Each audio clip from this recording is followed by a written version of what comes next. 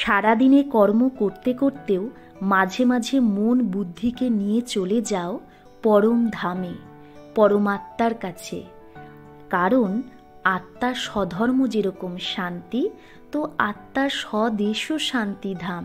তাই মনকে সারাদিনে যতবার পারো সেকেন্ডে নিয়ে চলে যাও শান্তিধাম, আত্মার নিজের দেশ।